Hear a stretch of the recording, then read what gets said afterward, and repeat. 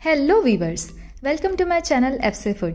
आज इस वीडियो में मैं अपलोड कर रही हूँ एक बहुत ही ज़्यादा ट्रेंडिंग और बहुत ज़्यादा मोस्ट ब्यूटीफुल केक जिसे कहते हैं चैंडिलियर केक या फिर इसे हैंगिंग केक भी कहते हैं। तो इसमें मैं आपको पूरा बताने वाली हूँ शुरुआत से एंड तक के मैंने किस तरह से इस केक की प्रिपरेशन की है। तो सबसे पहले यहाँ पे मैंने 3 लेयर्स के केक थे। टोटल इस केक का वेट था 10 किलो। ठीक है, तो मेरा ये जो है मिडिल टीयर है चॉकलेट टीयर जो कि 10 इंचेस का था, और जो मेरी टॉप टीयर थी वो सबसे बड़ी थी जो कि 12 इंचेस की थी, और मेरे पास टिन नहीं था। तो मैंने इस तरह से घर में जो बड़ा पतीला होता है घर में शीरकुरमा वगैरह बनाने वाला, उसमें बनाया था। तो बिल्कुल परफेक्टली ओटीजी में उसमें बेक भी हो गया था। और ये जो मिडल टीयर थी मेरी चॉकलेट की, एक था ट्रफल फ्लेवर, सबसे लोवेस्ट जो छोटी थी वो था मूस फ्लेवर, एंड जो टॉप सबसे बड़ी लेयर थी 12 इंचेस की वो था रेड वेलवेट फ्लेवर। तो मैंने सबसे पहले अपना इंग्रेडिएंट स्टॉक किया था जिसमें थी ट्रोपोलाइट क्रीम और चॉकलेट, एवरीथिंग जो कि मुझे ये 10 किलो ह्यूज केक बनाने में लगने वाली थी। तो सबसे पहले तो मेरा जो कन्फेक्शनरी शॉप है वहाँ से जाके मैंने ये रेंट आउट किया था चैंडिलियर स्टैंड। तो इसका रेंट मुझे देना पड़ा था एक दिन का कुछ 600 रुपीज़। और थैंक्स टू हमारी किया सोनेट, हमारी इंडिया वाली पुरानी कार, जिसमें कि मैंने इसमें आराम से पीछे रख लिया था।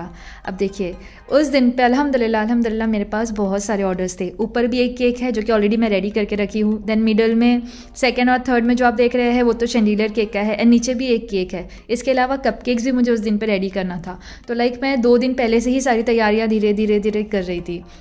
तो काफ़ी ज़्यादा अमेजिंग एक्सपीरियंस था, वही मैं आपके साथ में शेयर करने वाली हूँ कि अगर आप चैंडिलियर केक बनाते हैं तो आप किस तरह से प्रिपरेशंस कर सकते हैं।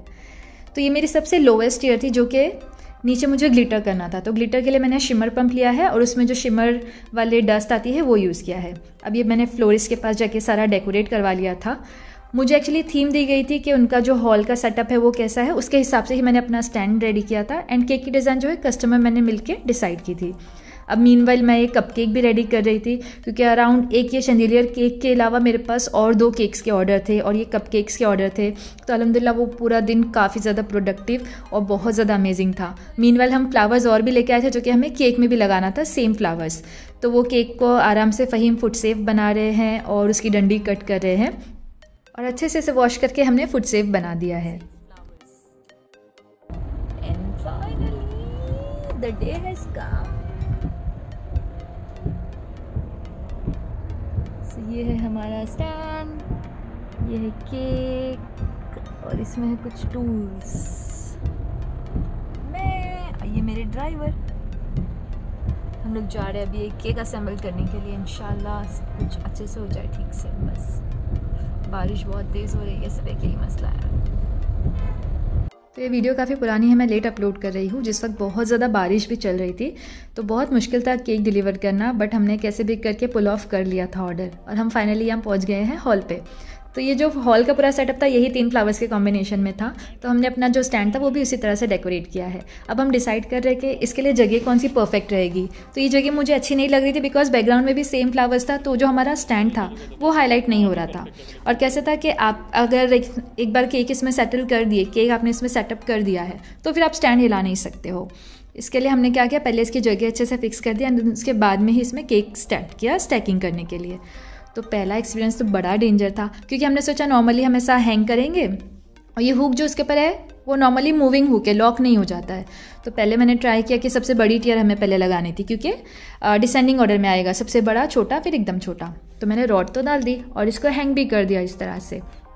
अब इसमें कैसे, ये रॉड के साथ में 2 स्क्रू आते हैं जो कि एक सबसे ऊपर रहेगा और एक एकदम नीचे रहेगा। अब बीच में आपकी जो सारी टीयर्स है वो लॉक रहेगी, और हर केक टीयर के बीच में आपको एक होल करके स्टील का रॉड आता है ये स्टैंड के साथ में, वो आपको यूज़ करना होता है। तो पहली लेयर तो मैंने घुसा दी थी, ठीक है, पहली लेयर मैंने इसमें इंसर्ट करके आराम से हैंग कर दिया। अब दूसरी लगा दी। अब दूसरी जो है ऊपर ही नहीं जा रही थी, लिटरली मेरा केक जो है टिल्ट हो रहा था। और अल्हम्दुलिल्लाह से मैं बहुत मास्टर हूँ विप क्रीम केक्स में, मेरा फेवरेट मीडियम ऑफ फ्रॉस्टिंग है। तो विप क्रीम केक्स ही, और मोस्टली जो मेरे कस्टमर्स हैं वो विप क्रीम यूज़ ही करते हैं केक्स। अब हमने अपना जल्दी से दिमाग दौड़ाया और दूसरा सेटअप ये फ़हीम को एक आइडिया आया कि हम कुछ इस तरह से करते हैं ताकि केक के ऊपर वेट ना आए। तो हमने 2 चेयर ली, अपना जो केक बोर्ड था फर्स्ट ईयर का उसको इस तरह से रखा कि बीच में रॉड जो है नीचे लटके एंड केक का जो साइड का सपोर्ट रहेगा वो चेयर पे रहेगा। अब फ़हीम ने इस तरह से हाथ में पकड़ लिया है। और एक्चुअली ये केक को सेटअप करने इतना मुश्किल नहीं होती है अगर ये केक जो है अराउंड 5 से 6 kg का हो, लेकिन ये केक इट्सेल्फ जो है 10 किलो का केक था। तो पहले तो हमने जो फर्स्ट ईयर थी उसको पकड़ लिया था फ़हीम ने सपोर्ट करके, और जो आपका केक है ऊपर वाला वो और ज़्यादा ऊपर हुक तक क्यों नहीं जा रहा, क्योंकि वहाँ पे एक नट है जिसकी वजह से वो वहाँ पे स्टॉप हो गया, तो वो उसकी लिमिट होती है। अब सेकंड वाला हम बहुत डर रहे थे। अब देखो ये एक के ऊपर एक कभी भी केक जो है चिपकेगा नहीं, बिकॉज इन दोनों के बीच में एक स्टील रॉड का गैप रहता है, तो वो स्टील के ऊपर आपका जो केक बोर्ड है वो स्टॉप हो जाता है, तो कभी भी केक जो है मर्ज नहीं होंगे एक दूसरे में। फ़हीम ने कुछ इस तरह से दिमाग लगाया, थैंक गॉड अगर उस दिन फ़हीम नहीं होते ना तो पता नहीं केक शायद मैं कभी सेटअप नहीं कर पाती है। बहुत बड़ा चैलेंज था मेरे लिए, और शायद मेरी ज़िंदगी का सबसे बड़ा ऑर्डर था केक का। मतलब बहुत ज़्यादा ब्यूटीफुल एक्सपीरियंस और बहुत ज़्यादा अच्छा एक्सपीरियंस था। 2 टियर इस तरह से लगा दी। अब थर्ड टियर में मुझे इतना डर लग रहा था, क्योंकि जो मिडल वाली टियर आप देख रहे होंगे वो पूरी टेढ़ी हो गई थी, मैंने लिटरली चिल्ला दी थी। तो अभी थर्ड के ऊपर मैं जब मुझे ऐसे मेक श्योर हो गया कि वो अच्छे से जा चुका है रॉड में, तब मैंने यहाँ पे अब स्क्रू लगा दिया है, एंड फाइनली अल्हम्दुलिल्लाह ये केक जो है सेटअप हो गया। अब हम इसे आराम से जो ऊपर का हुक है उसके ज़रिए उठा सकते हैं, क्योंकि नीचे से वो जो नट था वो आपने लॉक कर दिया है रॉड पे। अगर ये एक बार सेट हो जाता है तो फिर कोई टेंशन नहीं है, आराम से आप कर सकते हो। और ये जो मैंने केक्स बनाए सारे विप क्रीम केक से, इसके लिए थोड़ी सी टेंशन थी मुझे, क्योंकि अगर ज़रा भी हाथ लग जाता है तो चीज़ें ख़राब हो जाती है। लेकिन टचवुड मैंने सारी चीज़ें ले गई थी साथ में, जो भी टचअप के लिए लगता, क्रीम हो गई, स्पैचुला होता, सब कुछ। एंड आपने देखा होगा कि मेरे चेहरे पे कितनी खुशी थी फाइनली इसे सेटअप करने के बाद में। तो जो नीचे ग्लिटर वाला लेयर है वहाँ पे मेरा थोड़ा सा हाथ लग के क्रीम ख़राब हो गई थी, तो मैंने थोड़ी सी क्रीम लाई थी थैंकफुली, तो वो क्रीम से मैंने इस पर टचअप किया, एंड देन जो शिमर पम्प था उससे वहीं पे शिमर लगा के उसे ओके कर दिया, तो वो फिर पता नहीं चल रहा था। और ये जो डिज़ाइन है जो हमारी इंगेजमेंट ब्राइड थी उसके कपड़े के हिसाब से थी, उसके जो ड्रेस का कलर था उसके हिसाब से, और ये थीम जो है हम दोनों ने मिलकर चूज़ की थी, और वो मेरी काफ़ी क्लोज़ फ्रेंड भी है और अल्हम्दुलिल्लाह काफ़ी कंसिस्टेंट कस्टमर भी थी। And I miss her so much, क्योंकि वो अब इंडिया में है और मैं दुबई शिफ्ट हो गई हूँ। तो आई होपफुली कि मुझे ऐसे और भी कस्टमर्स इंशाल्लाह मिले दुबई में भी, और मैं उन्हें इतनी अच्छी अच्छी चीज़ें बना के सर्व कर सकूँ। तो देखिए जो मैंने कहा था ना हम फुट सेफ बना रहे थे फ्लावर्स, सो वही फ्लावर्स हम यहाँ पे लेके आए थे और हमने उसे केक पे लगा दिया है इस तरह ऊपर। थोड़े से जो गोल्डन वर्क होते हैं वो है।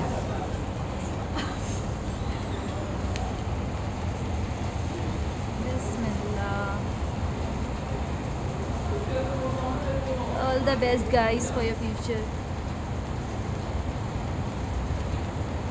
चिपकेगा ना? तो फाइनली अल्हम्दुलिल्लाह पूरे 1 घंटे की मुशक्क़त और मेहनत के बाद में ये ब्यूटीफुल सी ब्यूटी रेडी हुई है, जिसके ऊपर से मेरी आँख नहीं हट रही थी। रियल में इतना प्यारा लग रहा था माशाल्लाह।